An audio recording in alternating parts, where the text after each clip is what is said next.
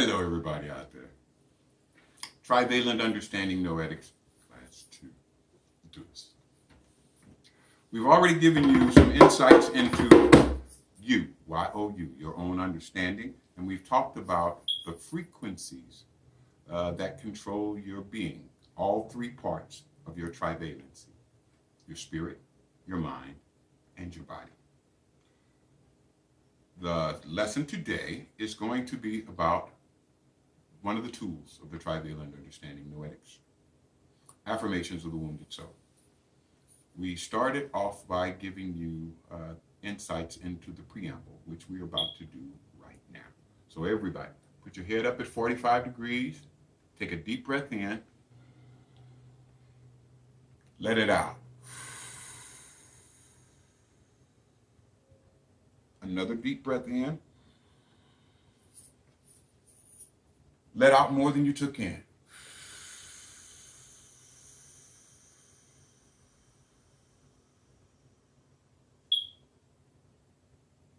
And the last cleansing breath in and out.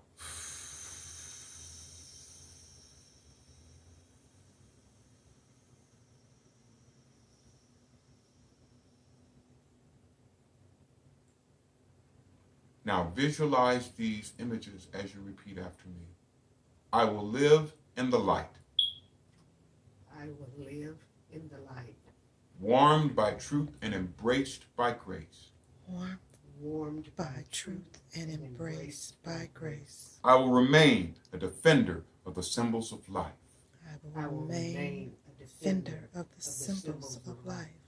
I will eliminate evil. I will eliminate evil. Evil is the shadow of lies. Evil is the shadow of lies that seeks to blot the illumination of the human spirit. That seeks to block the illumination of the human spirit. Evil cannot grow in my life. Evil cannot grow in my life unless it is cultivated by hate. Unless it's cultivated by hate. Watered by the clouds of guilt and shame. Watered by the clouds of guilt and shame. And fertilized by the fetid fowl. And fertilized by the fetid fowl. Failed fruits of fear. Failed fruits of fear. Such as envy. Such as envy. Greed. Jealousy. Fear of lack. Fear of lack. Fear of truth. Fear of truth. Fear of pain. Fear of pain. Fear of death. Fear of death. Or the worst fear of all. Or the worst fear of all. Fear of fear itself. Fear of fear itself. As I eliminate. As I eliminate. Fear. Guilt, shame. And hate. The light of my spirit will grow brighter and brighter. The light of my spirit will grow brighter and brighter. Unconsciously giving permission. For all around me. To do the same. Ashe. Okay. 3 things. Affirmations of the wounded soul are one of the first tools you will get, and it is probably one of the most important tools, since it eliminates the effects of fear, guilt, shame, and hate. And these are the 3 most important emotional frequencies that prevent your spirit, mind, and body from functioning at its most effective level. As we go through these affirmations, I will emphasize constantly that the words are not the most important thing. The most important part of the affirmation are the images that you visualize in your spirit. Your mind does not visualize, even though we have been searching as neuroscientists for something called an engram. That's supposed to be how you store pictures in your mind for about the last 35, 40 years. We have not been able to find them because they do not exist in your mind. These are pictures that are made by your spirit. One of the 3 aspects of your spirit: enabling, protecting, and visualizing. is one of the most important aspects of your spirit. And it's important that you visualize the images of the affirmations. The preamble gets you prepared to visualize the specific affirmations against hate, guilt, shame, and fear. Let's start off with hate. We reviewed last week that we gave you the affirmation, at least to the initial degree, for hate. We came up with a song called Stop the Hate. It had those images in it, and anybody who listens to the song, and we'll get into what that means, will have the uplifting and enabling benefits of these affirmations in their living. I will now go through the affirmations. I will eliminate hate. Hate is a flame that consumes my humanity and the humanity of anyone I direct hate at. Hate is the twisted lens that warps all reality. I will eliminate hate by practicing the habits of filial love. I almost said agape, that's another. Filial love is brotherly love. It's the love that exists when you realize that you're related to another through a permanent, unbreakable bond to a larger, stronger, more important group. Family, gang, culture, race, as a sample of humanity or an example of life itself. We are all related. Filial love is the emotional counter to hate. You got any brothers and sisters? Ever piss you off? I guarantee you. You ever hate them? Not quite. Exactly. No matter how much they piss you off, hate doesn't come into the picture because why? Well, that's my brother, or that's my sister, or that's my aunt. They are part of a larger group of which you are a part of that is much more important than you or them. And it's that bond to the group that prevents you from hating. Every being, not just on this planet, in all existence, has a relationship to you, very much like family. Again, family, gang, culture, race. As a sample of humanity, every human being is a sample of humanity, and you share that family with them, your image, are an example of life itself. We got some things that out in our yard we think are muskrats. They're about that big, and they've been digging right next to our garden. My wife has been trying to get me to eliminate them, and we have done various things to try to get them to move on. We could put down poisons or traps or things like that. I don't want to do that. Why? Because they're beings just like myself. Mm-hmm. So I don't hate them. I don't hate anything. That's a waste of emotional and spiritual energy. So what we did was put some stuff in their burrows to encourage them to get the hell out of them burrows and move on to someplace else. And I ain't going to tell you what we put in there because it's, real nasty. But I did that because of how we feel about all living things. We are all related to them. Filial love allows me to know that I am a part of all life. And again, knowing is emotional spiritual. It's something I feel. I feel a part of all life. Filial love allows me to understand. Again, this is now with your cerebral hemisphere. Understanding is about thinking. Knowing is about feeling. Filial love allows me to understand that all life is a part of me. Now, in the beginnings of this reality, there is something that most scientists state is called the Big Bang. And in the beginning of this reality, when the Big Bang happened, there was only one element, hydrogen.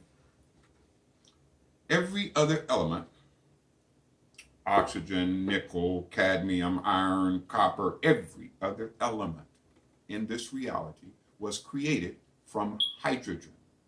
And the only place where that can happen is in the fusion portion of a star. We got a big one we call our sun.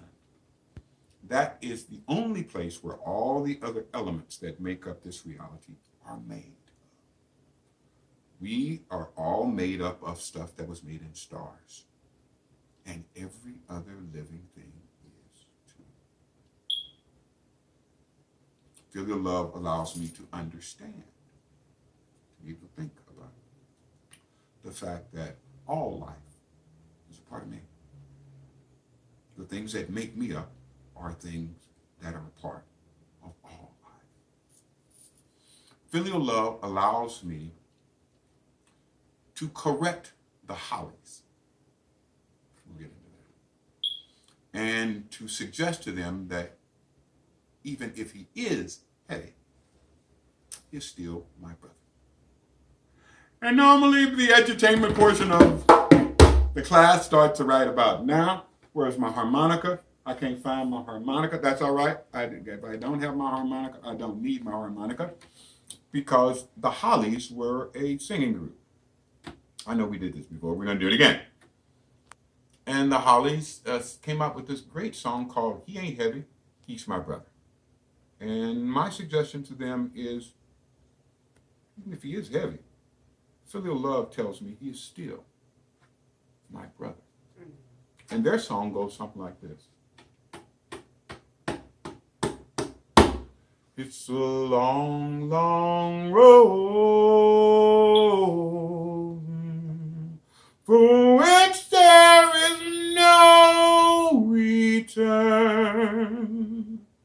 But while we're on the way to there, who knows where? But I know he won't weigh me down at all. He ain't a heavy. He's my brother.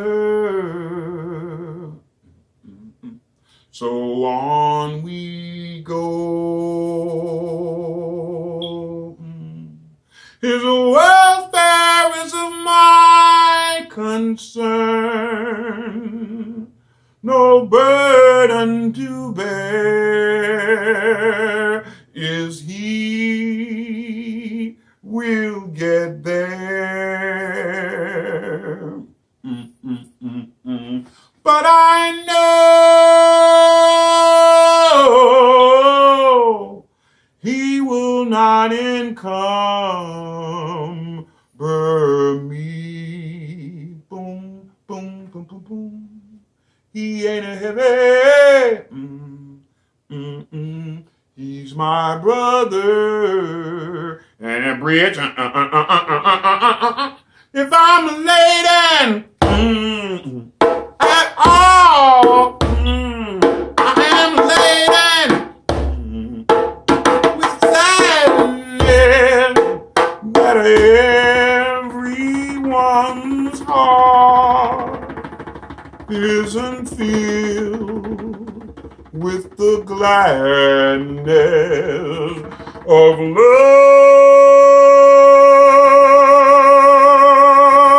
for one another. So on we go. Oh, each day you love me, sing. while we're on the way to there, why not share? Mm-mm, mm-mm. But I know he won't weigh me down at all. Mm-mm. He ain't heavy. Mm-mm. He's my brother. My harmonica. Wham, wham, wham, wham, wham, wham, wham, wham, wham, wham, wham, wham, wham, wham. He's my brother. Mm-mm. He ain't heavy.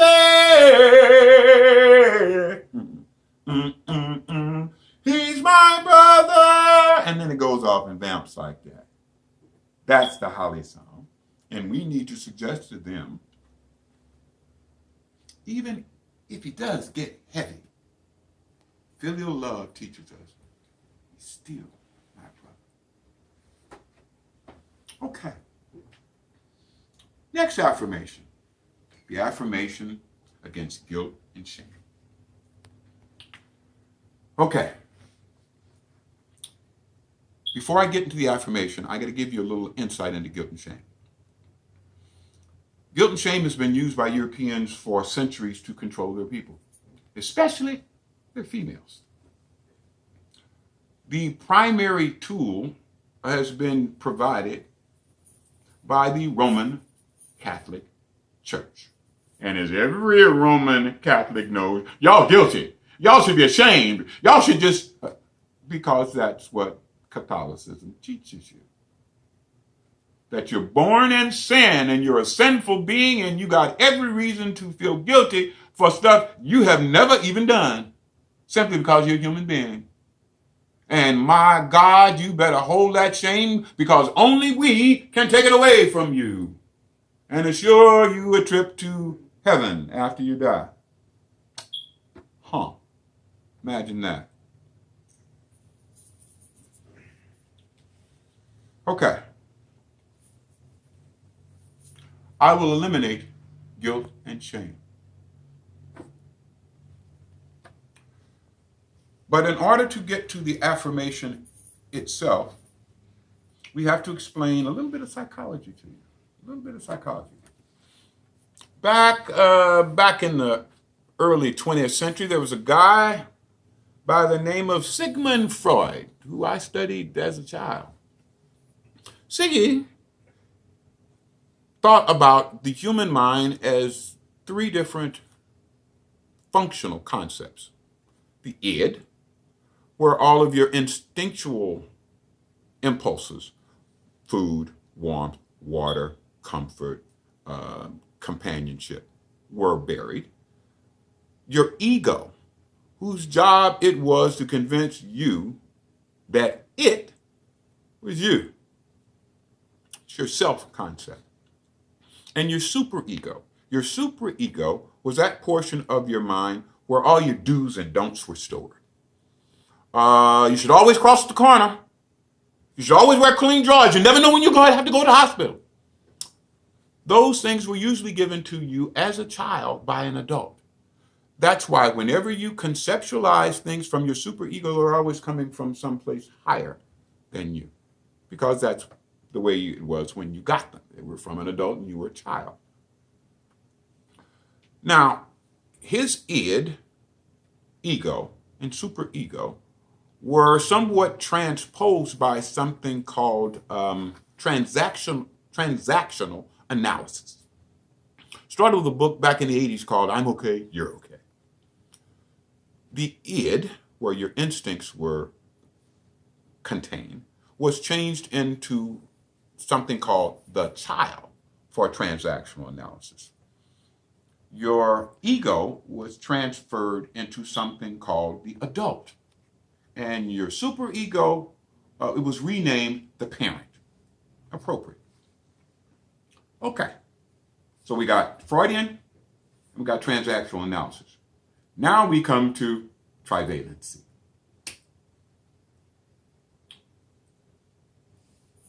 in trivalency, your ego is considered to be I. So whenever I say I'm talking about my ego, that part of my mind whose job it is to convince me that it's me. Me is transferred, the superego is transferred into the word me. So when I say I listen to me, I'm saying my ego, my selfhood, listen to my parent, or those things that tell me what's right from wrong. Okay? And the affirmation against guilt and shame goes a little like this. I will eliminate guilt and shame.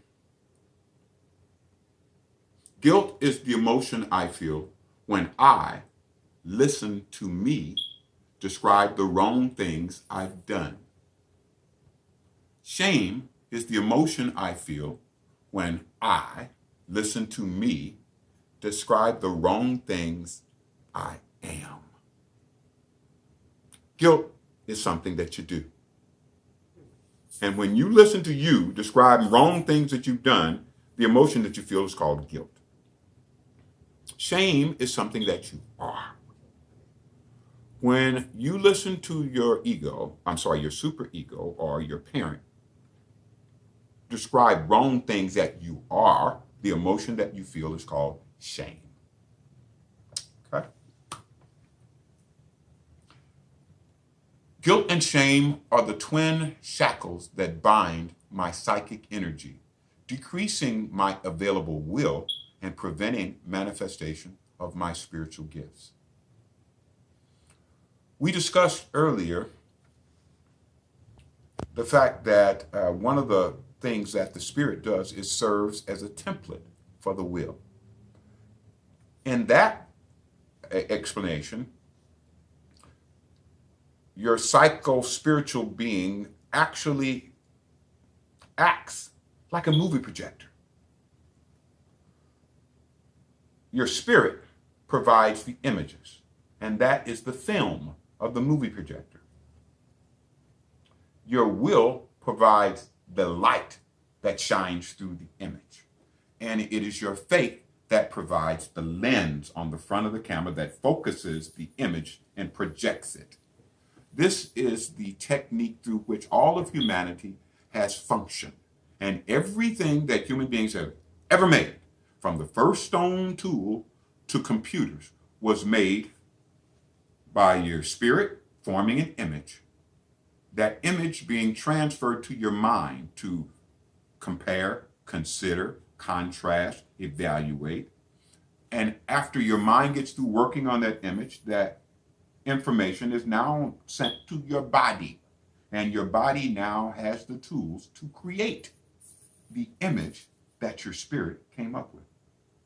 Now, generally, your spirit comes up with images that are not in this reality. And that is why we kind of understand it is spirit, because that portion of your being is in contact with another reality that this one is not a part of.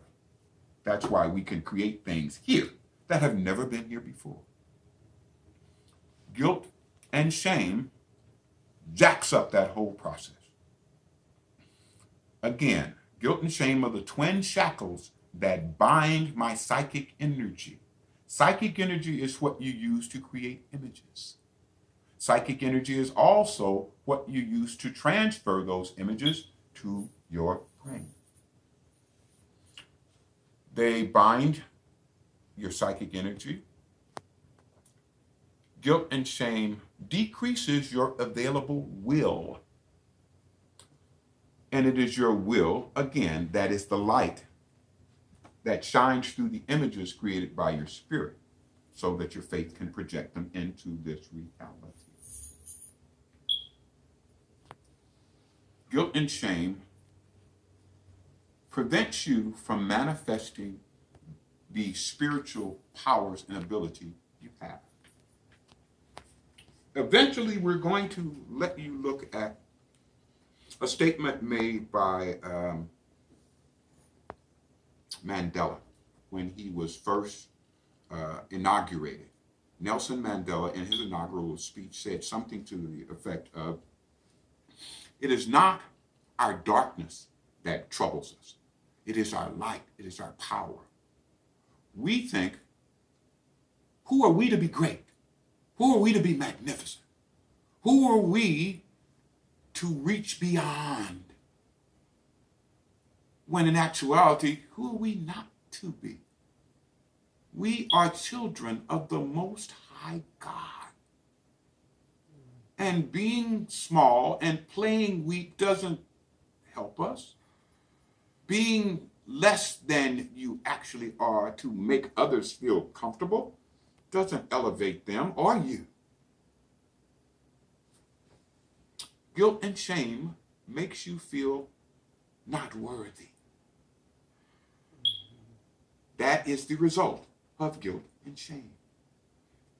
And a wise man once said, it doesn't matter if you think you can or you think you can't.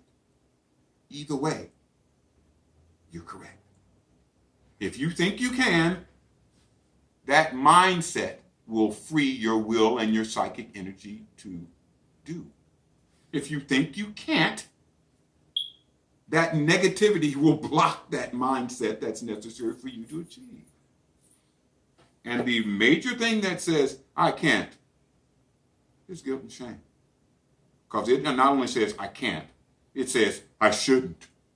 I bet not. Oh my God. Oh, what if I do?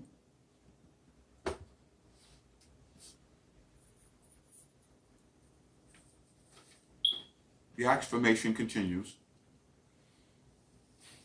I will loose the shackles of guilt and shame with the twin keys of faith and grace.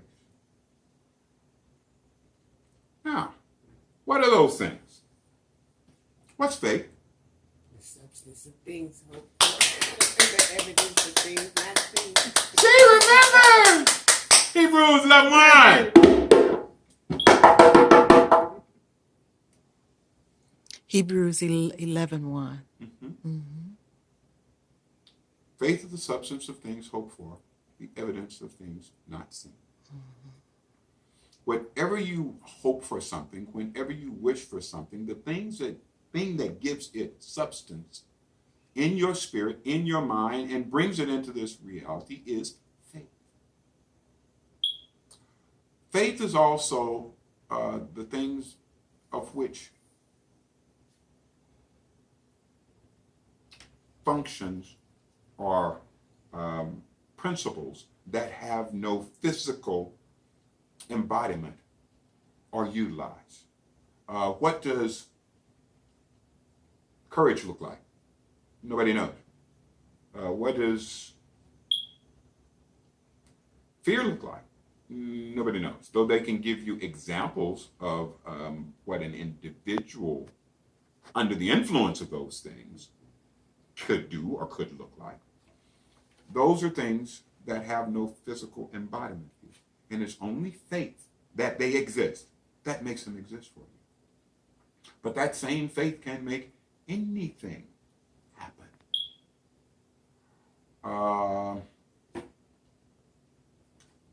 Faith is a substance of things hoped for, the evidence of things not seen.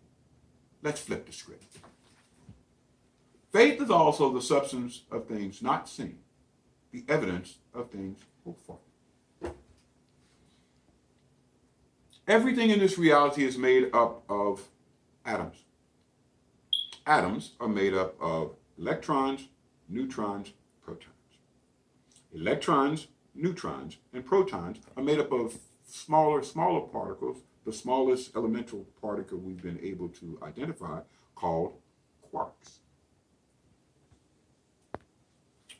The first guy who thought about quarks, wanted to visualize quarks and characterize quarks, thought, okay, quarks, the smallest elementary particle of this reality, they spin 180 degrees clockwise. And he got his atom smasher out and smashed some atoms and produced some quarks and examined them. And would you believe they spun 180 degrees clockwise, just like he thought. So he wrote it all up, published it in lots of journals, and people read it, and one guy read it and said, nah, I don't believe this. I believe they spin 160 degrees counterclockwise. So he took his atom smasher, smashed up an atom, produced some quarks, measured those quarks, and would you believe it? They spun 160 degrees counterclockwise. To make this long story very short, lots of other people did very similar experiments, and they found that quarks do whatever you think they should do. If you think they should bounce up and down, there's a quark that just bounces right up and down. If you think it should do like this and then do like this, there's a quark that does just that. The smallest element of all matter in this reality responds to what you think. It responds to your faith. So it is the substance of things not seen. Can't see quarks. Much too small. Can't even see the atoms they're made of. But they respond to your faith. Faith is the substance of things not seen, the evidence of things hoped for. We got a baseball team here in Cleveland called the Cleveland Indians. They play over at a place called the Q. No, that's a basketball team. It used to be the J. Progressive Field. Now it's Progressive Field. Sponsorship change, the name change. If I made a bet with a guy or a girl that those Indians would win more games than they lose at that Progressive Field, would that be a good bet? Maybe. Okay. That's a good answer. That's always a correct answer. But my answer is yes, certainly. That's a good bet. And it's a good bet regardless of what the team is or where they play at, as long as they play in their home arena. Why is that? Well, if you ask the players, and it doesn't make any difference if it's baseball or basketball or hockey or tennis, it doesn't make any difference. You ask the players, Jimbo, you scored 68 points and pulled down 107 rebounds. How did you do it? And Jimbo will tell you, well, it was a crowd. The crowd really got behind us and they powered us on and they just wouldn't let us lose. When you go into an arena where a team is playing, as soon as you enter the building, you feel this energy. Everybody feels it. And as the team goes on, it gets more and more, this energy, this force. What is that force? That force is the spiritual faith of the crowd that their team is going to find some way to win.